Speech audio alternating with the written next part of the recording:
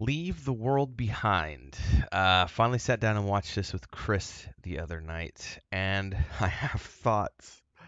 Um, so one of the first things I knew about this film going into it was it had been making the rounds on like TikTok and YouTube Shorts as like this conspiracy theory movie, like that had enough credence to certain ideas that people are panicking over it, and the fact that um, Barack Obama and his wife were producers on the film, led a lot of speculation, a lot of different things. I would just like to say out of the gate, before we even get into the conspiracy stuff, because I'd like to just sort of, I got my own take on things. I would say that it's not really so much conspiracy stuff as it is just stuff that anyone with an open mind who lives outside of the system, right? Has seen and looked at and went, yeah, I mean, yeah, that's plausible. I mean, that's like it's totally plausible. Is it far? I mean, it's not far fetched like zombies. It's like or some flesh eating virus that turns people crazy, or even a global virus. We've seen those in films before, like end of times stuff. But it's always something that feels a little, fantastical in its presentation. Whereas this is more like cyber warfare and what would it look like if a country, any country, was attacked by a technologically superior force who came in and just took out all of your electronics. I think the most poignant thing about this film is when Ethan Hawke's character, and this is a wide-ranging review of this film, so you're gonna have to bear with me because my mind's gonna be all over the place this morning. There's a moment in this film where his character is off trying to find stuff and nothing's working and he's having a meltdown and he gets lost. And when he comes back, he finally makes it back to the party and he has this complete and utter mental breakdown about how he is an adult male who is completely useless without internet and GPS. And his kids are a product of that. And the way we're gonna get into this, it's incredibly poignant. And I think the one thing that I liked, there's some people who have conspiracy theories that like Barack Obama, he knows, and this is his way of warning the American people. And I'm like, I don't really think that that's the case. I think it's just this is an interesting story, and I'm sure that there were some insights that they brought to the table, having been in sessions where they were briefed on potential attacks and what that might look like. This is not a futuristic, far-fetched concept, and the theories presented are that some of the disasters that have happened over the past few years, um, you know, big river disasters, train disasters, um, you know, big things where lots of lots of toxic materials are being released, and a train blows up or hits something or disrupts, and it causes 2 weeks of major issues over in this one area. Um, People have looked at those and said those incidents are the byproduct of someone testing cyber warfare and trying to test the system. And the movie presents this idea of that if that can ever get to the point where it can become a focused attack by multiple parties carrying out cyber attacks at the same time, what would that look like? And how would that spread? And so these people right here, Julia Roberts and Ethan Hawke, have rented a house, a vacation house. They're ready to get out of the city and have some relaxation time. They're stressed out. The first thing Chris said when they roll up on this vacation house is, "Holy shit, these people must be millionaires because no one's affording this, massive mansion out on the sea." And then in the film, they pass it off as like a $3,000 rental, and I'm like, that is bullshit. A $3,000 rental. In your dreams. But it was funny. So, but they go out on vacation with their kids. And things start going weird from the get-go. Like the internet goes out and the kids can't access social media. And, they can't get on their tablets and the TV station's not working. Stuff like that starts to happen. And they just kind of write it off as, oh, bad connection. We're on vacation. It's not that big of a deal. And because they're off at a remote location, they're not hearing anything about what's going on in the city. And the city has been hit by a cyber terrorism attack, I believe is what they're referring to this in the film as. And there's stuff happening in the city which we find out over the course of the film. So the suspense buildup is quite well done in this movie. In the middle of their kids having meltdowns about the internet's going out, the devices aren't working, why can't we do this? Why can't we watch TV? Being bored teenagers, one's a teenager, one's early teens, late single digits, whatever the young girl. She's obsessed with the show Friends and is like she has a moment where she's talking to her brother, talking about how she feels real connections with the people in the television, but not the people around her. And that is a great reflection of a lot of modern society where the kids are so tuned into devices 24/7 that they feel they have these personal relationships with celebrities and movie stars and actors and things like that because they follow them on social media. And they're so focused on that, they don't pay attention to what's going on in the rest of the world. And that is so well shown here by the end of the movie with the way this kid obsesses with her show. Meanwhile, the teenager boy is being a teenage boy. Well, in the middle of all of this, these two people show up. And I gotta look this up so I don't butcher his name because I always forget his name. It's Mahershala Ali and then I don't know how you pronounce her name, Myha'la. They play he's the owner, and that's his daughter. They're the owner of this vacation. He's the owner of the vacation home. His wife was on a flight back. Um, he shows up with the daughter in the middle of the night, like and these people are freaked out because it's like I don't know what 2 or 3 in the morning, and didn't receive any phone calls, and these guys are like, well, the phones are out, we couldn't call, we wanted to be here, and they're like, well, why do you need to be here? We rented this vacation home. She in particular is extremely upset that her precious vacation time is being interrupted. There's no empathy here whatsoever. She doesn't trust these two people. She doesn't believe they are who they say they are. And she's like, no, I've rented my vacation home. Get the fuck out. And it takes a lot of convincing on their part to convince them that he is in fact the owner because he's flustered. He rises up, he's flustered.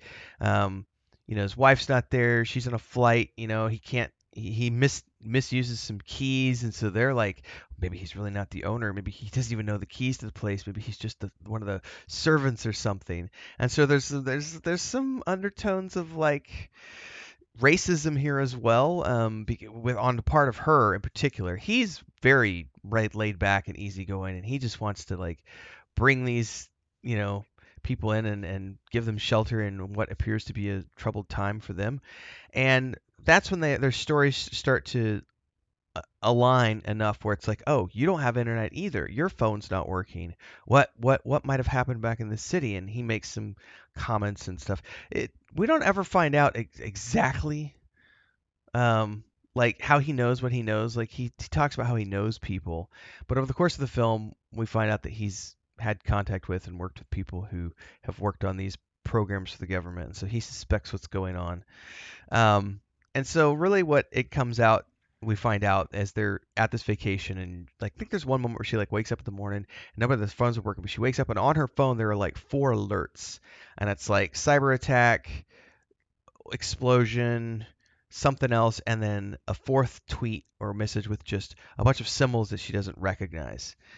And then it's gone. And so she's explaining to everybody what she saw, and they're like, maybe okay, if that's true. He decides to go out, and I can't remember what he goes out to get, like gas or something, and gets lost because he can't navigate without GPS. And it's a horrific experience with him. He meets a Hispanic woman on the road, a Latin woman, and she's ranting at him in Spanish, asking for help, begging for help. She hasn't seen anybody forever, and something's going on, and she's in a panic on the side of a road and just disheveled. And he's like, no, and he pulls away from her and he just leaves her in the dust. And he hates himself for it, but he's so terrified. In the middle of all of this, as this is going on, there's this noise that starts happening, like this sh- like this overwhelming, like they think it might be a sonic boom, but they're not sure. But it's this noise that everybody's like clamping their ears, and it's like a deep thrumming while also a shrieking, and it's just like affecting. It sends everybody to their knees, writhing in pain. For like the 30, 60 seconds, however long that noise is made, and that happens multiple times. Um, they eventually all get so panicked that they decide to go check out the neighbor, who is played by Kevin Bacon. Kevin Bacon always plays great psychopaths, and he's a prepper, right? So he's been prepping for something like this, and so um, they decided to visit the neighbor, and the reason why is because I don't want to get ahead of myself here, but their son, who's not pictured here, neither is the other daughter, their kids. The son's teeth starts falling out, and he starts vomiting blood. And my first instinct was like, oh, that's radiation, like a nuke went off. Well, then you find out it's not a nuke per se. These are I forget exactly what they were called, but like focused sonic radiation weapons, right? So they're focused bursts of sound that deliver radiation and can kill people with radiation poisoning. Um, so that's all going on, and they're trying to go to the neighbor to get medicine from him, and he's like on the porch with a shotgun, like no, and they eventually get some stuff from him, and they just are watching as things go completely south. The daughter goes missing, and they hear as they're talking to the prepper. The prepper's like, "Hey, I'm gonna give you heads up. Do you a solid. One of the neighbors, because he's a contractor, he's like, one of the neighbors built this super secret um, project back in the. What's up? Okay, come on, Smeagol. Sorry, I was working. I didn't hear him. Quick commercial break, everyone, to celebrate and give thanks to all of these amazing people who keep me on the air full time. Really appreciate the support. All you got to do is join as a member. You get access to private videos. You can also do super thanks on any upload, or super chats and stickers on any live stream or premiere you see. And beyond that, don't forget we're multi-streaming over on Twitch now, so you can support over there as well. Thanks so much to everybody. Let's get back to the video at hand. Sorry, guys. Smeagol wanted to come in the room. I didn't hear him. Um, where was I at? Neighbor prepper told him about the one of the other neighbors built this secret bomb shelter, and but they were in the city, so it's probably unoccupied, right? They definitely didn't make it back from the city, is what he's telling them. So if you want to survive, you need to go find that bunker. Unbeknownst to anyone, the daughter has actually found the bunker, and in the bunker is this. He's just the guy's prepped for everything. There's a gym, there's food, there's walls of books, walls of DVDs. There's, you know, everything you would need to live underground, like in a fallout shelter, right? This guy has built it. Someone with enough money to have built a full-on fallout shelter in their basement, under their house. And the kid has discovered this, and rather than going and tell anybody that she has found this, she sees a DVD of Friends on the shelf and just pulls it off and starts watching the episode that she wanted to watch, which was the finale, I think, of the show. And because she's so obsessed with and feels a connection with those people instead of the people around her, that she doesn't go tell anyone that she's discovered the shelter. Meanwhile, this mom and that daughter, those two kids are out looking for this girl, and we finally get a panned out view over the city, and we see, big, huge explosions like nuclear strikes going off or something, off in the city distance. And you're just left with that image of this being the end of the film. And it was a very I would say, a lot of that stuff is just stuff everybody's seen if they've got an open mind, and we've seen things happen.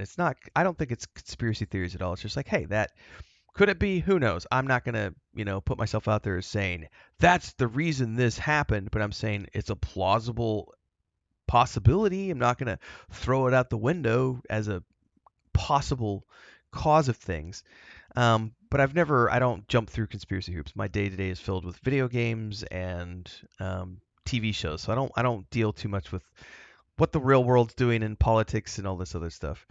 Um, but I think for in terms of I would call it a psychological, end of days film. We've seen many of these types before. Like this is a zombie film. It's an end of days type film. Um, but instead of zombies or some sort of plague or virus or something that turns people into monsters or wipes everyone else, like we've seen World War Z, Legend. I could talk about all sorts of films that have done this type of stuff. Like 28 Days Later. This is that type of film, but it's not using monster tropes. It's using that whole threat of like what does cyber terrorism look like, and how would that affect a country who relies entirely on devices? And when I walked away from that, so I was a holdout on smartphones for a long time, not because I'm like anti-tech, but because I was like there's less I'm less connected if I don't have a smartphone.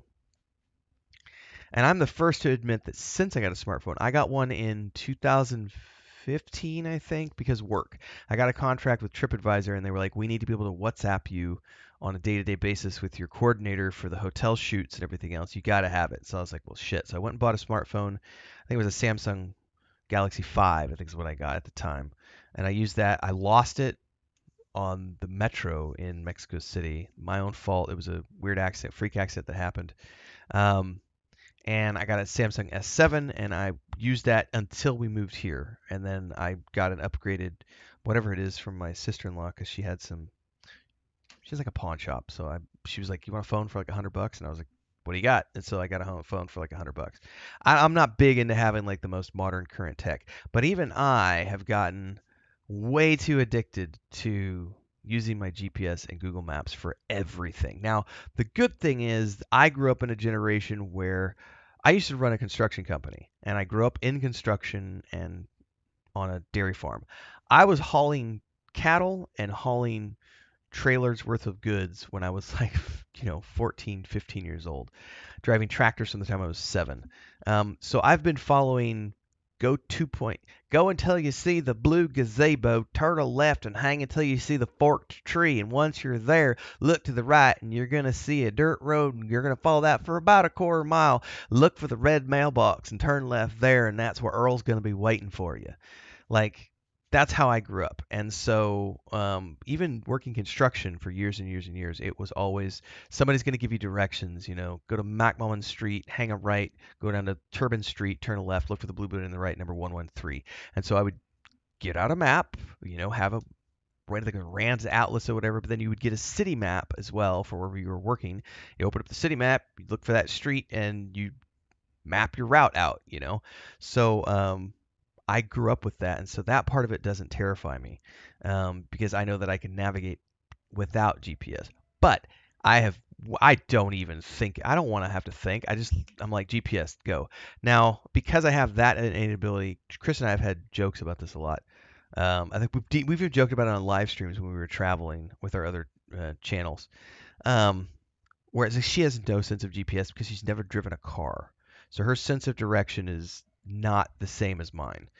And so I find it very easy when we're going somewhere, even if it's for the first time. I've never gotten lost, never. And I will use GPS to like get to a place if it's my first time, especially if we're walking, we're going to go down 3 streets here. But I remember all the landmarks in the way, and I don't need the GPS to get home. Meanwhile, we leave the restaurant or leave the museum or whatever, and Chris is like, "Where are we? Where do we go from here?" And I'm not mocking her. I'm saying she just has never driven, so she doesn't have that innate sense of GPS. And because I grew up recognizing landmarks, I can navigate that way. But his sheer terror at getting lost and being completely destroyed, like his whole ego was stripped away in the moment of realizing that he is a useless human being, a waste of space, without a cell phone, internet, and GPS. That is a terrifying picture of the current and almost to the brink of like, I would say this is my generation. He's older than I am. I think he's in his 50s. I'm in my 40s, but that's essentially Gen Xers, right? many Gen Xers who didn't have the upbringing that I have are this guy, and their kids are 50 times as bad as him, to the point where they feel more connection with characters from a TV show than they do with their family and actual friends, because they don't have any real friends. It's a interesting film. If nothing else, it's a case study in how messed up society can be in certain corners and certain ways that people operate. In any case, go watch this movie. It's a very good film. If nothing else, it's just a really good suspense film, sort of like an end of days portrayal. So if you like those types of films, this is another fun one. Put it up on your list. I'd give it a 10 out of 10. Honestly, this was very entertaining. So yeah. Up next is Chris and I watched Rebel Moon last night. So if you want to hear our take on that, P.S. Chris gave it a 9. She really liked it. I'll have more on that in the next review. Until then, stay safe, stay tuned, like, subscribe, hit the bell icon, all those things, everybody. Cheers.